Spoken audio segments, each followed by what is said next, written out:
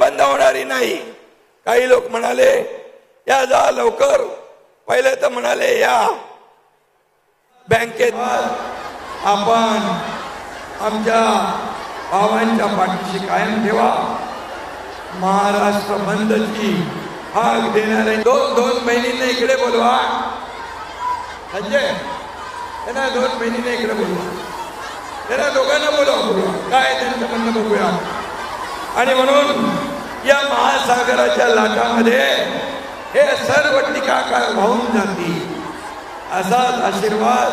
पैसे जमा झाले, तुमचं मनापासून मी अभिनंदन करतो. मनापासून आपल्याला धन्यवाद देतो. मध्ये योजनेचे सर्व टीकाकार वाहून जातील असाच आशीर्वाद आम्हा बहीण यांचं काय. थांबा त्यांना दोन बहिणींना इकडे बोलवा. दोन बहिणींना इकडे बोलवा. संजय त्यांना 2 बहिणींना इकडे बोलवा.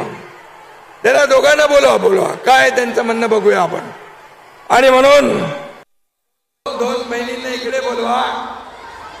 संजय त्यांना 2 बहिणींना इकडे बोलवा. त्यांना दोघांना बोलवा. काय त्यांचं म्हणणं बघूया.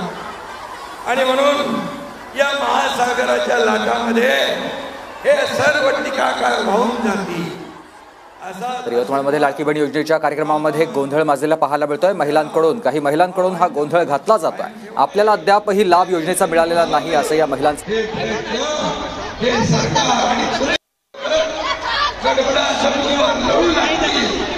आणि ही योजना रद्द करण्यासाठी जे काही प्रयत्न त्यांनी चालवले हे प्रयत्न हे सरकार आणि गडबडा समजून लढू लागतील. आणि ही योजना रद्द करण्यासाठी जे काही प्रयत्न त्यांनी चालवले हे प्रयत्न हे सरकार आणि गडबडा समजून लढू लागतील. आणि ही योजना रद्द करण्यासाठी जे काही प्रयत्न त्यांनी चालवले हे प्रयत्न हे सरकार आणि गडबडा समजून लढू लागतील. आणि ही योजना रद्द करण्यासाठी जे काही प्रयत्न त्यांनी चालवले हे प्रयत्न हे सरकार आणि गडबडा समजून लढू लागतील.